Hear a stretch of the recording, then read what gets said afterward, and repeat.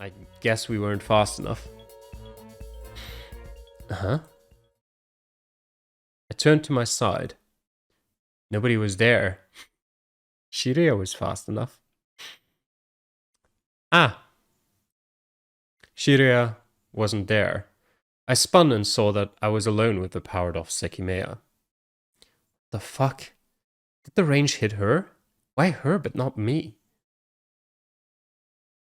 I stood still and imagined where the three of us had been. Could the range have only missed me? I mean, from this, absolutely it can, yes. It would have been a huge coincidence, but it's possible. I mean, Shiria is closer. I think so. She was at my right side, but directly faced Sai, unlike me. It didn't directly prove it, but it would have made sense if the range was circular, probably spherical. I'd been visualizing that way already, and it seemed like it fit. The range must have been small, so perhaps only she had been in it.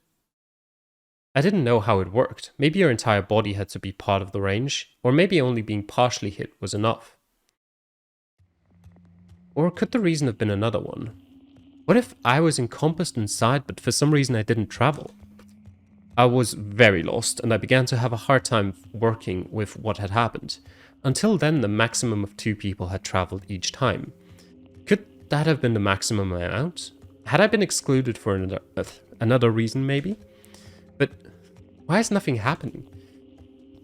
Both of them just traveled to the past, so why haven't they arrived already? They must be somewhere. That was what Sai had said, that a version of himself might have been waiting in hallway B. I approached the door and looked through it. I saw a handful of open doors that I had left that way, but not any sign of life. I turned around and looked at hallway A instead. While most of the doors were closed in its case, I still couldn't see anyone. Could something have happened that's preventing them from reappearing? They have to be in a tower, right? I walked up to the Sekimeiya and kneeled next to it. Then I placed my right hand on it and felt its cold and smooth surface. Once again, it had powered off after a travel, but it hadn't teleported itself away. I waited. I knew something must have been about to happen, so I stood still, glancing back and forth between the 2 doors and trying to shake away the bitter taste the conversation with Sai had left in my mouth. However, nothing was changing. I was getting worried, but I didn't know what to do. After some minutes of standing up, I began to feel very uncertain. Suddenly, the Sekimeiya turned white. I estimated about 5 minutes might have passed since Sai and Shiria had traveled, and the Sekimeiya had probably been storing energy for close to 15 before their travel. I looked at it intensely and had an idea. Could having touched it while in a grey state have prevented it from teleporting itself as soon as it had turned white? I couldn't think of much else if Sai had been right earlier. No, that doesn't make sense. When we traveled from the cleaning room, it fell in the buckets below the cleaning cart, and when the others found it, it was already white. Of course I'd have to believe Sai's story to be sure, but nobody objected to it. I was really unsure about what to do. The silence had become unbearable in just those 5 minutes, and I couldn't understand why neither Sai nor Shiria had returned. Like Sai had done, I put my hand under my sleeve and grabbed the Sekimeiya. Then I placed it inside the cold cabinet that Sai had left unlocked and scrolled the glass shut. I didn't lock it, I just felt the need to not leave it outside, and I knew Sai was the one who had the key anyway. Afterward, I didn't know what to do. I felt a pressing atmosphere, as if I was the sole remaining being in that immense building. Is it possible they appeared outside the tower? Even though the distance traveled must have been short, the replicated location is an entirely different deal. Maybe that's what Sai meant when he said he didn't care about how far he'd make it to the past. If he knew he'd appear outside regardless and was lying about immediately reappearing from hallway B. But it can't be that Sai's goal was to leave. He won't willingly walk away from all of this. Unless he learned something very important that would have changed his mind. If he wanted to escape, it must be that he planned to eventually re-enter through the storeroom. And what about the other Shiria? She should still be here. Given the circumstances, her presence is tightly sealed inside the tower. There's no way she could have left through the storeroom since no handle could be reattached to the door, so opening it from the inside is pretty much out of the question. Using the Sekimeiya to escape should have been equally hard though. While she could have taken it out of the cabinet while we went to the attic, when we came back we still found it locked within the cabinet. She couldn't have appeared outside the tower because she couldn't have left it locked again. I was just trying to reinforce the thought that I wasn't alone, acting as if it was impossible. What if she'd appeared outside the tower, entered through the storeroom from the outside, and left the door open to leave after placing the Sekimeiya in the cabinet? It looked like motives behind actions had stopped mattering, so being sure about any detail had started to feel impossible. The existence of that secret door made me anxious every time I thought about my situation. Not only did I not know if more people were around, but I also couldn't be sure that they couldn't enter at any time.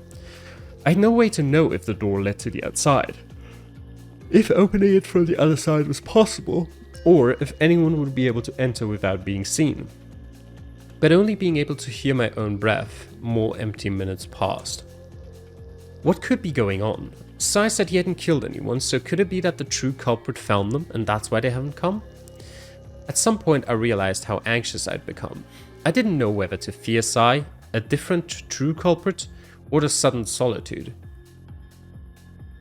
I walked out to Hallway B and began to take automatic steps toward the lobby.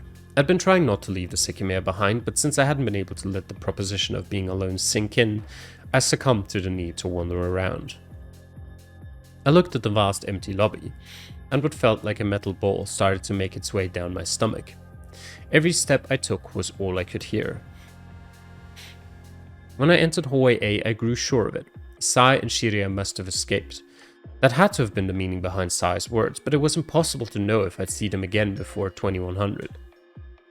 Even the other Shiria, whose existence seemed incredibly volatile, had hidden from me as her only action. Without a searching partner, anyone could stay out of my view if they so desired.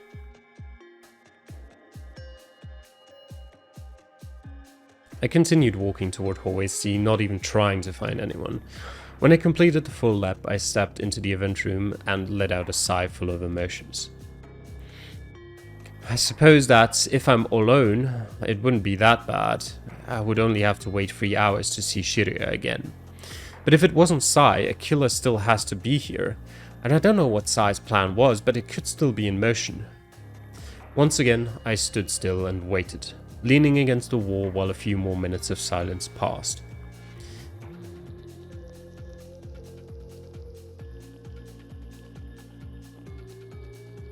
I walked up to the cabinet and uncovered the curtain. Should I try to use it? Anything could determine the replicated location. Perhaps Sai knew that touching the Sekimeiya would bring him outside, so the same could apply if I do it now myself. It wasn't too bad of an idea. If anything had gone wrong for them, I might have been able to reproduce it with the purpose of understanding what had happened. I opened the glass and rolled the cold Sekimeiya to my shirt.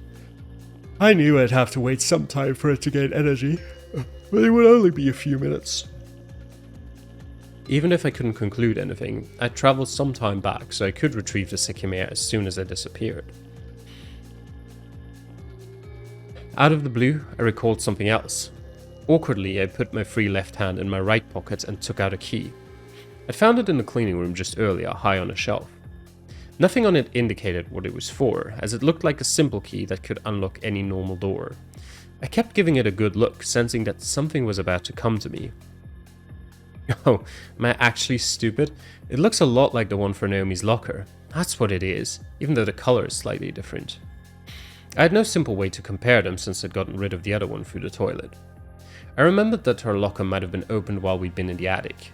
Could that have been the key to that mystery?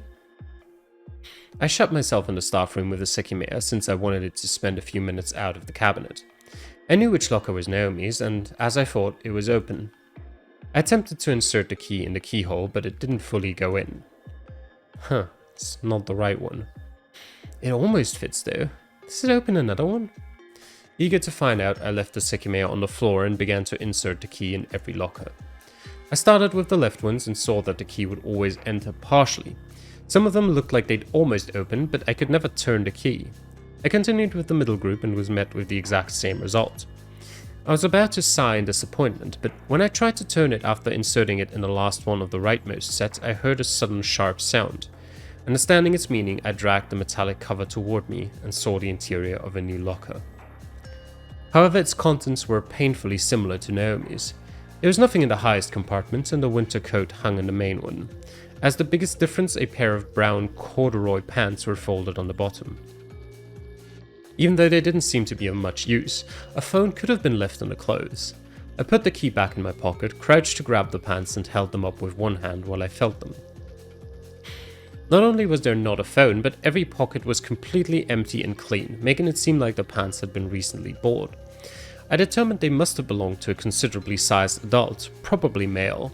Since clothes had been left in the locker, it was more than likely that it belonged to a staff member who wore a uniform during work. I recalled Kate had told us that the employees used the room to store personal objects and to leave their uniforms before heading off. There was no uniform in the lockers, so everything indicated that the owner had come to work that day. I knew that I'd found the key in the cleaning room, but something still felt iffy about that, preventing me from jumping to conclusions. I folded the pants and put them inside before I grabbed the heavy coat. It was pretty big, so I began to run my hand over its surface in search of anything I could find. Almost immediately, I took something from a pocket. It was a set of 4 keys with a dog-shaped keychain. I had nothing to use them for, and I didn't recognize any, so I put them back in the pocket. I continued searching for anything else and shortly confirmed that every other pocket was empty. But I continued feeling the surface of the coat because something had prompted my attention. I didn't know if I'd imagined it, but I thought I might have felt a very tiny bulge near the neck. I kept going over the same spot until I was sure that I'd been right. Something very hard to notice was there. Intrigued, I turned the cloth around and saw that part of the neck area was covered by a different type of material. I put my finger under it and found that the 2 layers allowed for a narrow cavity. I drew my finger up to the spot where I'd felt the bulge, trying to find it on the opposite side. There it is. It felt cold and round. With my thumb, I managed to grab it and drag it out. Is it the black thing this time? What the fuck? Isn't this... No, it's a bug. That was what it looked like. I'd never personally seen one, but it had a very similar shape to the ones I'd seen in television shows. It was circular, and on its surface was what looked like a microchip. By adding the location where I'd found it, I could only recognize it as a spying bug. Was a staff member being monitored? Could Sin have planted a bug on a staff member to learn about the measures Ashia were taking against them? That doesn't make a ton of sense. They wouldn't plant it on clothes that are always left in this locker. Could it be the inverse then? Did Ashia suspect they were part of Sin? Even though the events had morphed into something nearly incomprehensible, they had started from Ashia and Sin's battle.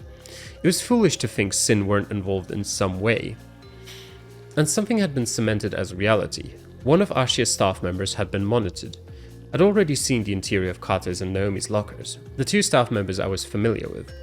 Someone else must have owned that one. I looked at it closely, haunted by the truth behind it. Could someone have been hearing my movements in a completely safe space somewhere in Yushibana? If so, they might have realized the bug had been found, but it was very unlikely it was being listened to at all times. I put the coat back in the locker, but I didn't reattach the bug to it. Mainly because it looked tricky to do. Instead, I left it in one of its pockets, knowing it would be found by the police if I mentioned it to them. I glanced down at the Sekimeiya. Since I had the key to a new locker, I could lock it inside and look around the entire building for Shiria. No, I shouldn't do that. This could be part of someone's plan. How can it be that this key was never found in the cleaning room with how much we've searched this floor? Doesn't it look like obvious bait to make someone believe they have a safe space to hide the Sekimeiya? If the culprit, or let's say Sai, found the key well hidden or had it somewhere, they could have duplicated it with the Sekimeiya. Then they left it in the cleaning room and hoped someone would take the bait and keep the Sekimeiya in a locker they also had access to. But it was alright. I intended to touch the Sekimeiya, so in the past I'd have time to search the building. That way I'd know for a fact that nobody could take it in the meantime. I put my hand behind the cloth of my shirt and felt the Sekimeiya's surface. As I thought, it had begun to heat up. I couldn't take my eyes off of it. Sai had left it behind on purpose, which made his intentions feel impossible to understand. Since the time he'd escaped from the addict's bedroom, he must have learned a few key details and found some attainable goals. A sudden thought confused me. If a culprit had been using the Sekimeiya to escape our reach and had been responsible for all the deaths, why had they not targeted Sai? I had no idea, but thinking that Sai was the killer didn't fit very well either. Why had he spared my life earlier? Could he really have found a hidden knife we had missed? He'd even said it had been poorly hidden and that he'd overstepped. What the hell had that meant? That's wrong. Sai's voice played in my head. What you two just said is wrong. That had been in direct denial of Shirya's claim. If you used Sekimeiya to travel back in time after you killed them, a point in which your clothes were still clean would have been reconstructed and the stained ones would have disappeared forever. Should I take his word at face value and accept that he knows better than us? What exactly is wrong about that? I can think of 3 different things. Actually, let me think of how many things I can think of. Well, there's 2 obvious things there. A point in which his clothes were still clean would have been reconstructed. That could be wrong. The stained ones would have disappeared forever. That could be wrong. And what else could be wrong?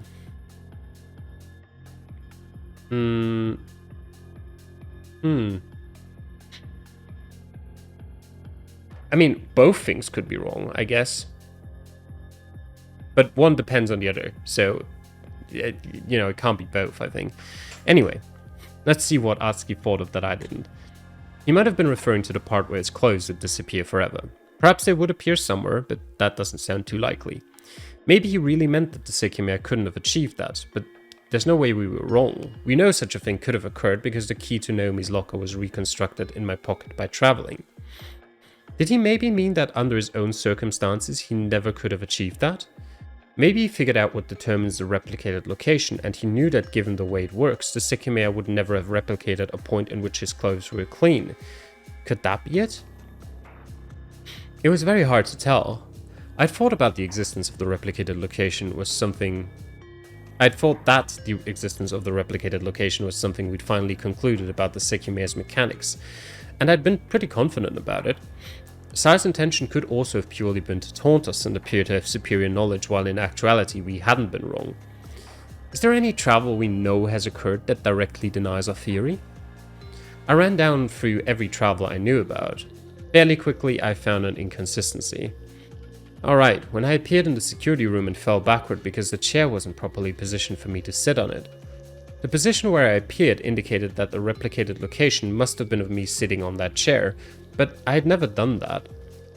Oh, and the recording too. Of course, if it's legitimate, we assumed it had been brought from the future. While there isn't a big issue, the way we were thinking the Sekimeiya worked doesn't make it that simple. In a month from now, someone would have to hold the voice recorder. Then, further in the future, that same person would have to go all the way back to today and have the time in which they held it as a replicated location. It's not reasonable to rule that out, but it complicates everything a lot more. But I can't just abandon that way of thinking about it. It can't be that you can bring any item you have to the past, or else the cleaning card would have appeared with Shirya in the attic. How can we be wrong? There's no way we are. We appeared in the attic exactly where we'd been prior to that point. That position was definitely based on the previous one, so we can't be completely wrong. However, there's the security room instance. Like I thought back then, that can't be a random location, sitting in front of the computer. Could it have been influenced by Kate's past position? He was the one who had sat on that chair a while before our travel, but why would this have mattered? Sai had been right. Something about what we'd said was wrong, but I didn't know what it was. It could have been a minor detail or a major contradiction.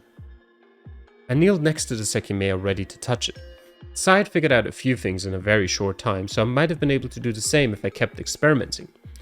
The main purpose was to comprehend why Sai and Shirya hadn't appeared, so I knew it was possible the travel wouldn't go smoothly. I was a bit hesitant and had to breathe deeply a few times. I'd been sharing every travel with Shirya, so doing it alone like the very first time felt a bit imposing. I relaxed myself and let some more time pass. I estimated it might have been 15 minutes since I'd gotten the Sekimeiya out of the cabinet, so I was about to travel as far back as Sai and Shirya had. Remembering the sound the Sekimeiya had made when it had fallen to the floor, I realized that grabbing it before activating it was a bad idea. I stopped touching the floor with my right hand and approached the unmoving Sekimeiya, determined to travel once more. I found myself standing up in the middle of the event room, looking at the covered cabinet. That time the instantaneous pain of the Sekimeiya's surface had been interpreted by my brain as an electric shock, more so than a burn.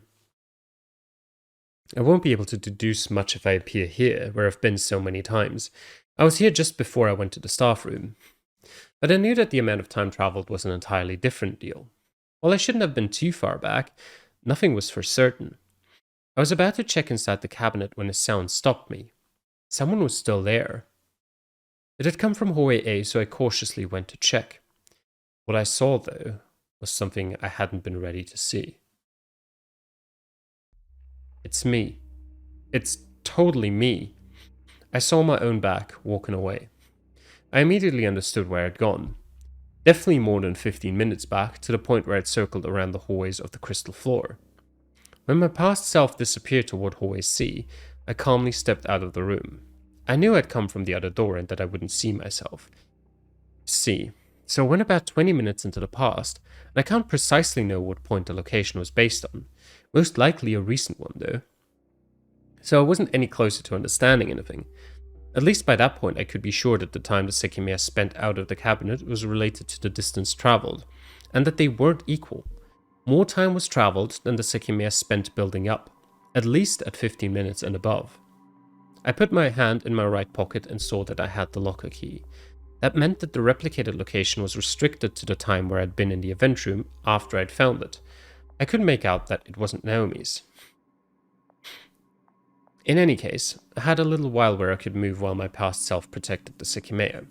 As long as nothing happened to the present me, I'd be able to enter the staff room right after I'd travelled from it. I was almost intimidated by my past self, who was very close to me and putting conscious effort into hearing any noise. Until he shut himself in the staff room, I wouldn't be comfortable looking around for anyone. Then again, it was incredibly unlikely the Shiria I was searching for was close by. So I decided I'd start to go up already, feeling forced out by an old version of me I had been minutes prior. Realizing how ridiculous it all was, I walked to hallway C, making little noise. Something that I hadn't seen before caught my attention. It was the drop of blood Shiria had spotted next to the stairs. I looked at it closely and determined that it was just about to dry up fully. This one has to belong to Sai. The others are too old to match the blood he had in his mouth, but this one fits perfectly. Could he have travelled, replicated the blood in the past, and left older looking drops? At that point I had no idea, but I felt certain that something abnormal was behind all the drops we'd found. If I had to take Sai's word for it, the one in the lobby belonged to Shiria, while he hadn't known about the one in the event room. It wasn't only that I didn't want to believe it, but that I also didn't know how that could be true. It might have been related to the other Shiria I'd seen, but she hadn't appeared injured during the brief moment I'd seen her. I walked up the stairs since I wanted to look through every floor. I thought about making my presence known by using the elevator, but I decided against it. I arrived on the second floor and felt once again a desolate atmosphere. I wasn't sure what my goal was anymore, but I looked around the bathrooms and partitions. If I was alone, I wanted to be sure about it. While a hiding person might have been nearby, every time I opened a door, I felt my heart resonating within me. Remembering that it was possible I was about to find what the culprit had done to Sai and Shiria. I forcibly expelled that thought from my mind. There was no way Shiria could suddenly die like that. But as much as I tried to reassure myself of that, Mia's abrupt end pressed down on the back of my head. Only one thing backed me up. If the Shiria with different clothes had been a result of a future travel, the original Shiria must have been safe. After dealing with the second floor, I went to the third, finding my existence there surreal. Reluctant to find anything, I repeated the process above and felt my isolation continue to intensify. The fourth and fifth floors weren't any different. Was someone still deliberately hiding from me? If they were the culprit, why didn't they just try to kill me? I was in the perfect defenseless position, so if anyone wanted to harm me, it was their best chance. Going off the fact that nothing had happened to me yet, I tried to feel a bit calmer about my own safety. As usual, I first glanced inside the floor 6 bathrooms to find out they were empty. Subsequently, I entered the 3 partitions, but I didn't see anyone either. Lastly, I walked up to the attic's door to search for the final section of the tower. I instantly understood that I had forgotten a very important detail. I couldn't open the door since Shira had recently locked it. Not only that, but she'd kept the key on herself. This isn't good. I'm locked out of the attic. Could it be they appeared inside and can't exit? I knocked on the door and yelled Shirya's name a few times, but there was no response. That doesn't make sense though. If Shirya appeared in the attic, her replicated location wouldn't yet have had the key, but Sai definitely would have appeared with it since he was able to chase us inside. And even if neither of them has it, they'd still have the elevator. From the inside they could freely call it and go down. Of course, unless it had been disabled somewhere. I hadn't been checking every elevator door, which I realized had been a mistake. I tried to open the door on the 6th floor, which proved that the elevator wasn't there. Calling it might have been a bad idea. It would prevent me from knowing where it was. I walked down to the 5th floor and once again attempted to open the elevator to no avail. I circled the corridors to end up on the 4th floor, but the elevator wasn't there either. I felt like the next attempt might have been the right one because the 3rd floor was where Shirya and I had been intercepted. And as I suspected, the door opened. It hasn't been used since then, I suppose. I wonder if Sai had prepared something in case we'd used it to escape. Regardless, the door was closed, so it could have been called from the attic. It was as frustrating as it was scary to think about. Had the culprit been in the attic and prevented them from leaving? I discarded that thought, wanting to believe they'd appeared outside the tower. Could that have been it though? If Shirya had appeared outside the tower, she would have told the police about the secret door. It would have been knocked down from the outside as soon as she had disappeared. No matter the case, with the key, the attic was a perfect place to hide from me. If the other Shirya was still present and had it, it was possible I wouldn't see her in the next 3 hours. While her face and body had been that of Shirya's, I was having trouble accepting her as the same person. I'd only seen her for a couple of seconds, but every part of her presence had felt alien, and even the Shirya I was with had thought they couldn't be one and the same. I was very unsure of what to think.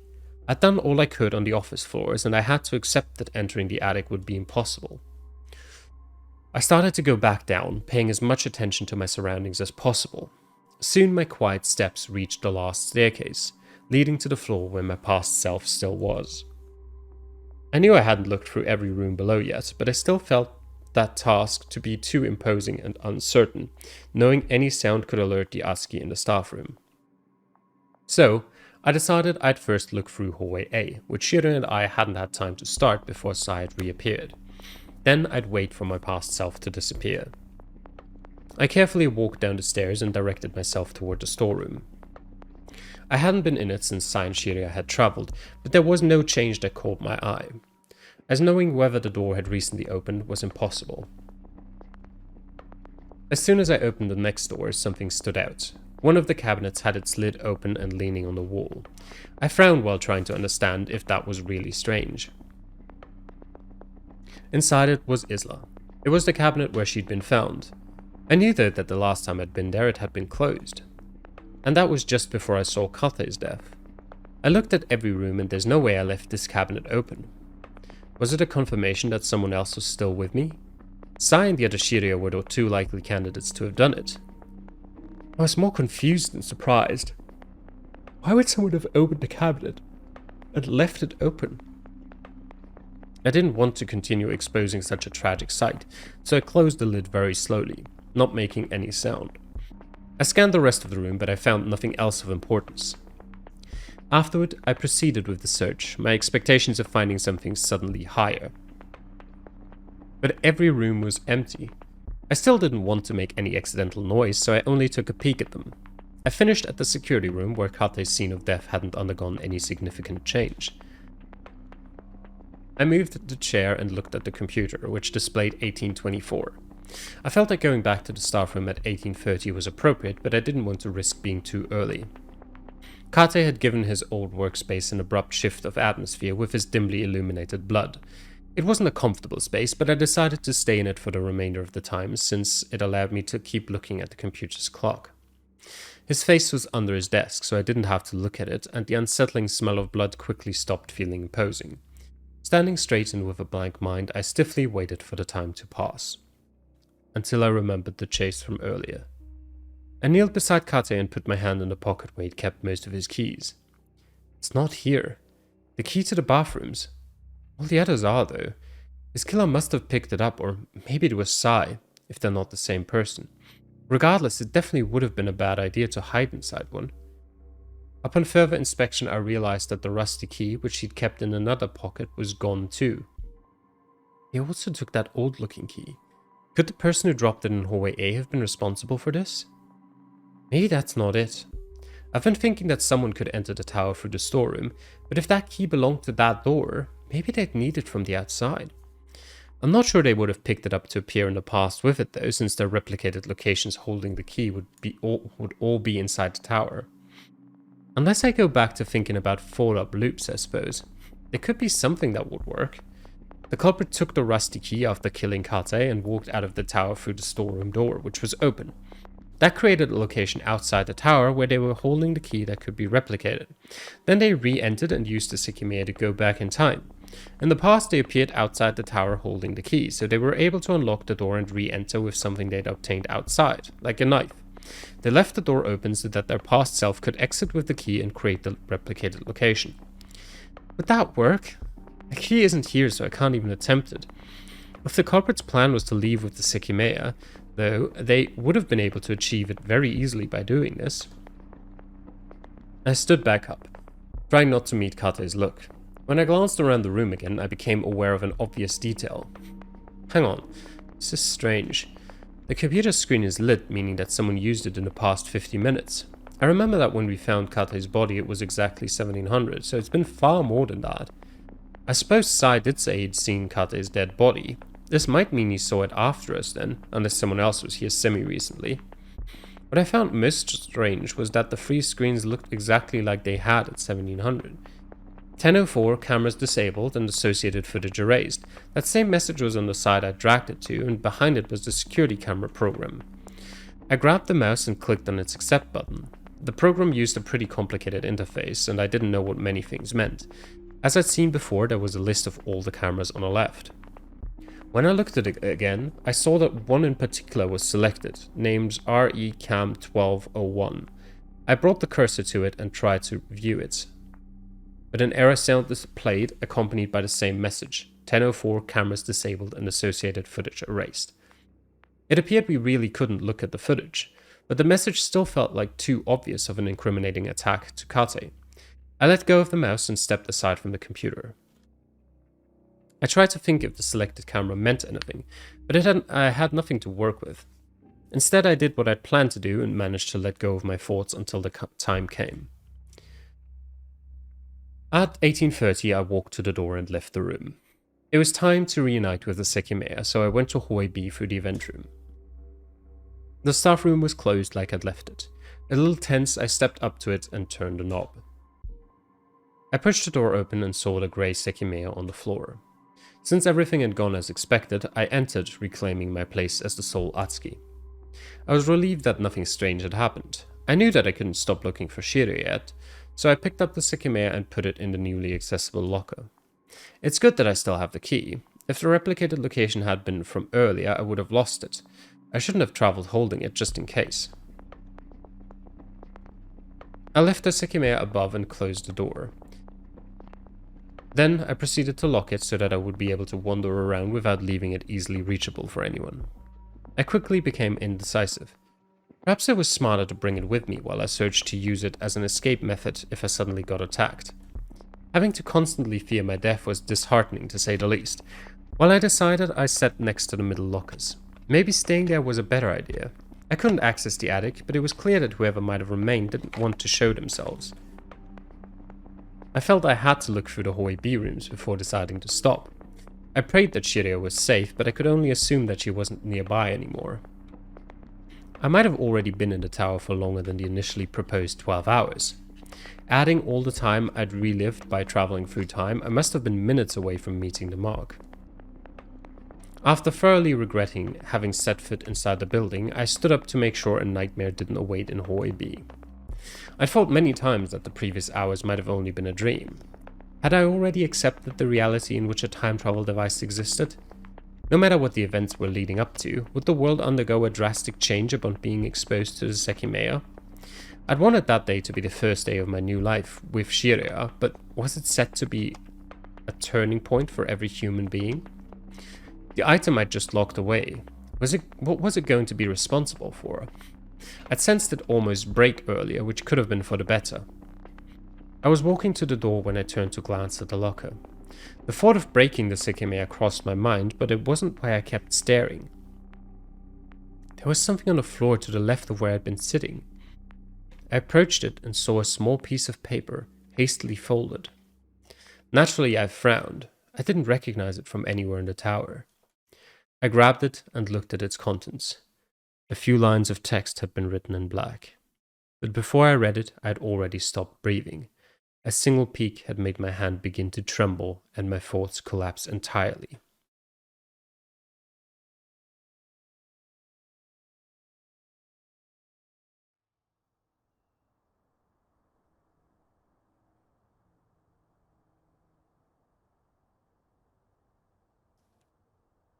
And that's where we're going to end. Well, actually, I'm not going to end today's episode here. I want to try out something first. But, we're going to end it story-wise here. What I want to check is, let me put a quick save here. Fractal freefall. Because someone told me I could travel to, or I wouldn't have to make these saves. I could just travel to different sort of points in time. Actually, what happens if I just click on this? Oh, jump. Okay, so I can just go to any point. So I can also just go back here once I'm done with it, which is very nice. And I want to filter by choice. Yes. And how do I do that then? Ah, there we go. Okay, match 1 out of 3. Touch the Sekimeiya or enter the room.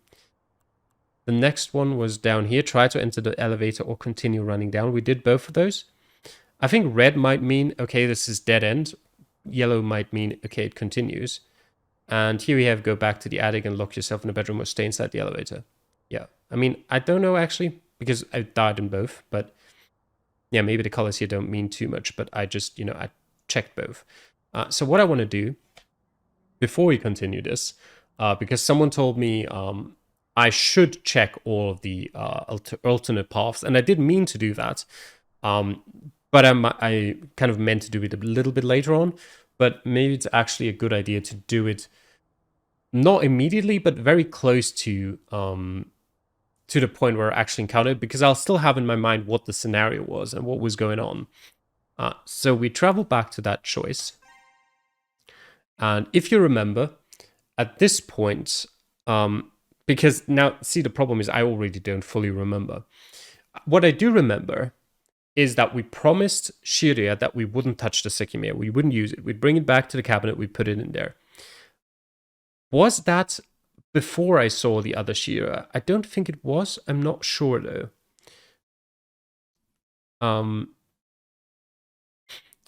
Either way, we'll touch it.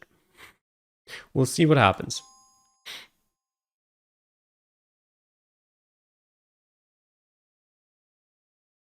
Okay, and now we get this again. So a dead end, again, I'm presuming there's only one right choice in these scenarios, so that was obviously going to be the case, but let's see. The world froze. However, strangely, movement was still within.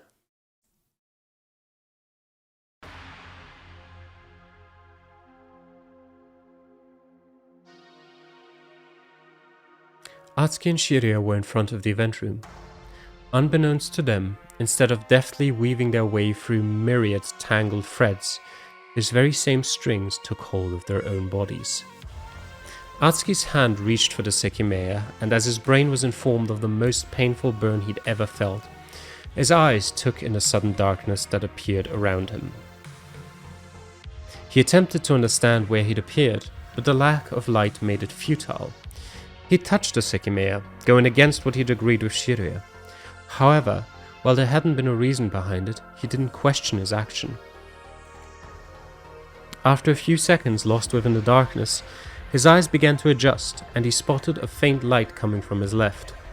Immediately, he recognized where he was. It belonged to the reception desk found in the lobby of Ashia Tower. That was where he had appeared. He had to determine the time.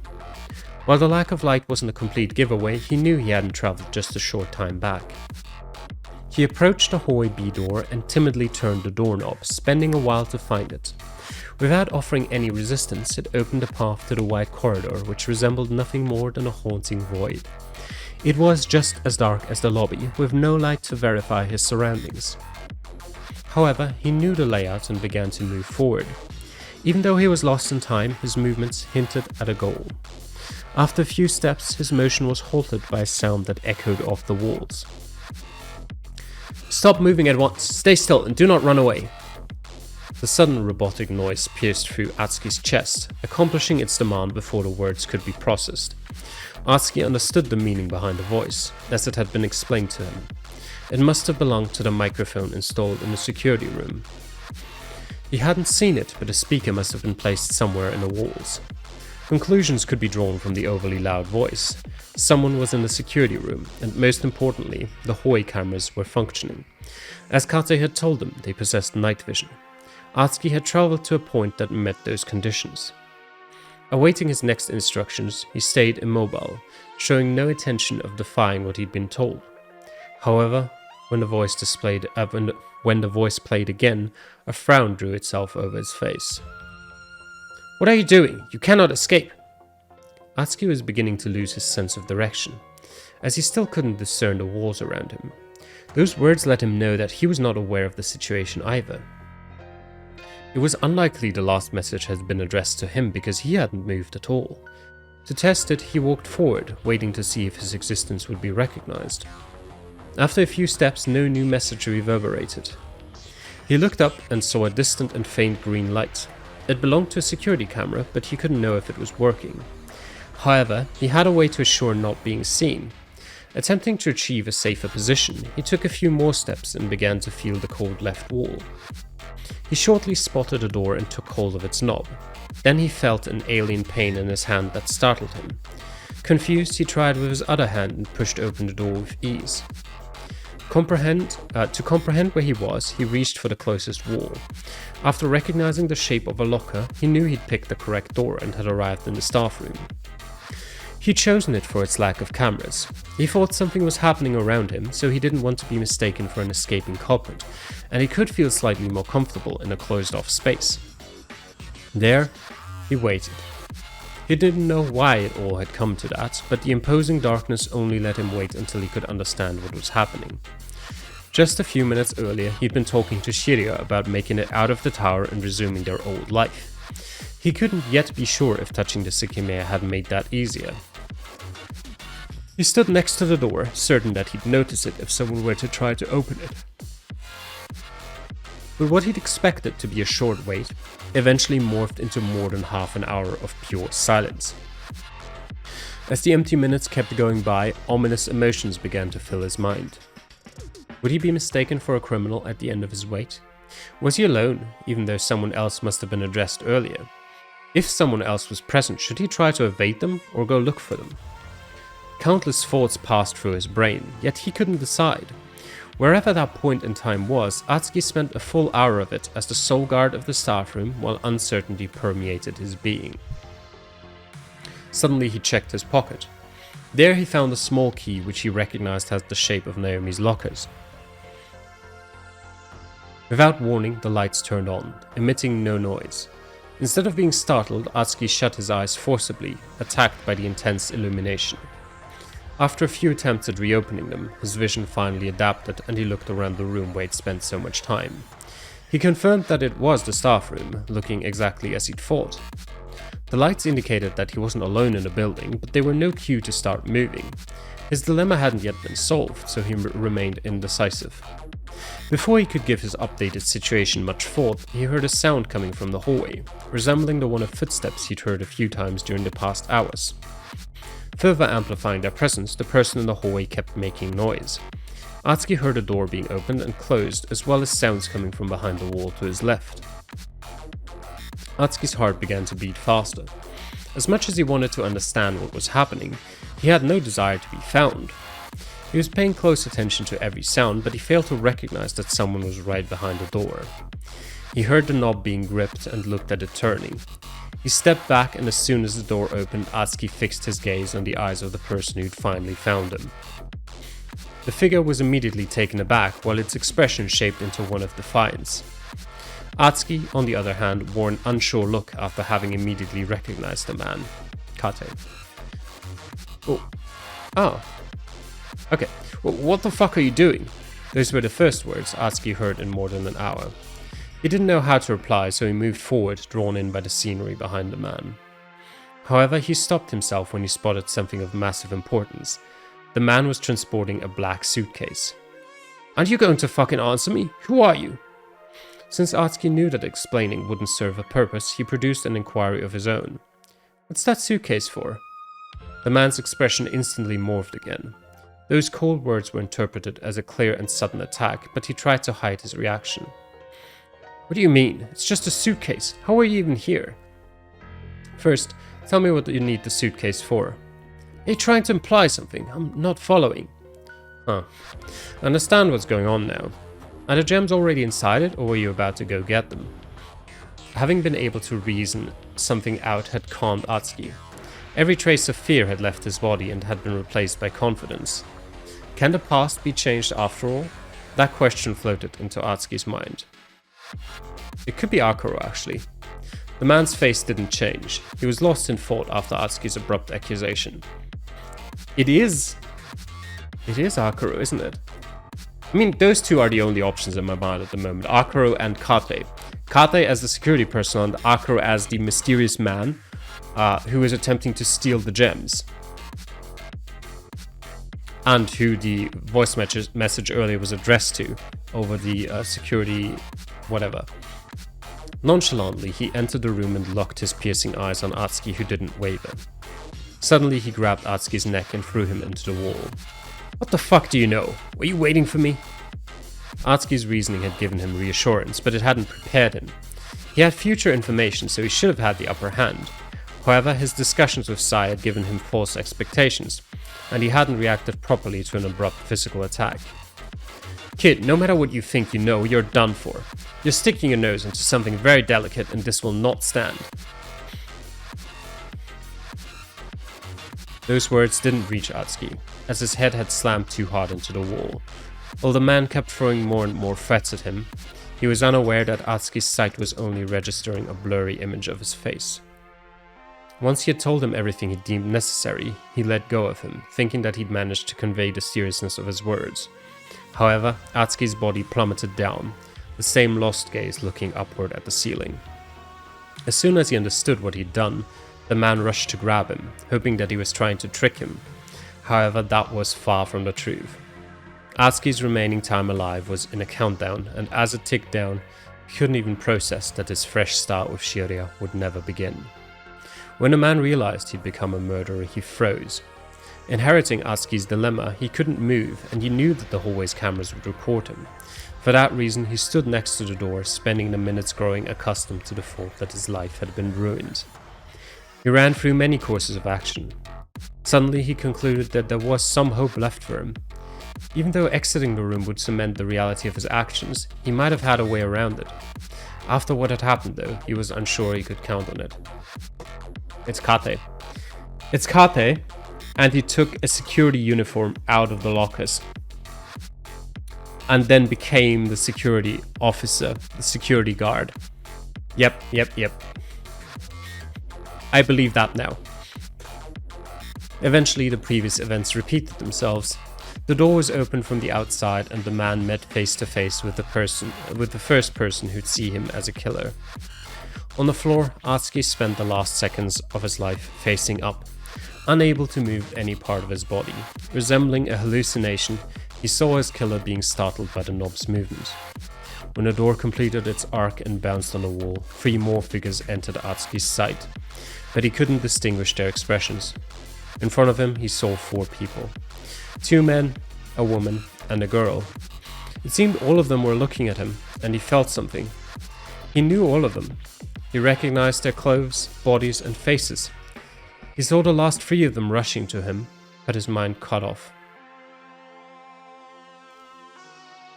2 men, a woman, and a girl.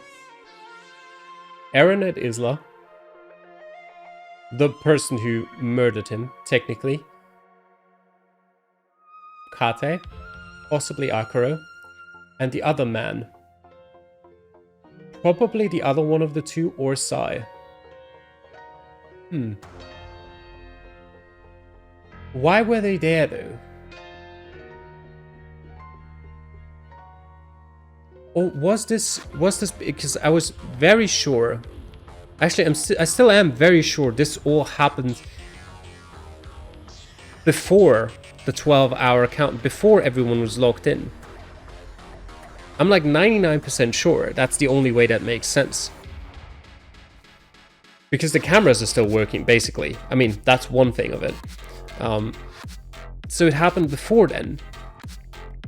So why were they all there? I'm confused. But I guess we'll find out more about it in the future. That was the last image Atsuki saw. Then his consciousness didn't fade away, as he had none.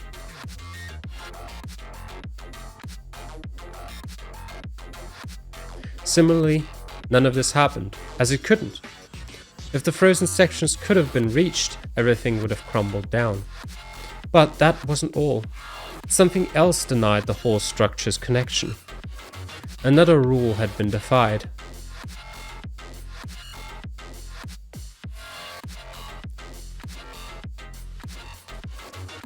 Ethereal arc. Okay. Another rule had been defined. Stop throwing rules at me, game. I don't know. Okay, another rule had been defined. Well, we'll keep it in mind. That was certainly an interesting time to get to, an interesting sort of different path. I'm not sure it cleaned up many things. It certainly brought many new questions in my mind. But, I mean, good that we checked it out. Certainly very interesting. Alright, and with that, it should now put us back to the choice, I'm assuming. That was, you know, do you touch the Sekimeiya or do you enter the room? Exactly. And now we can just go back and jump all the way back to this. And there we go. That is where we'll end today's episode. So for now, thanks for watching. Hope you enjoyed. And I'll see you guys again next time. Till then, bye.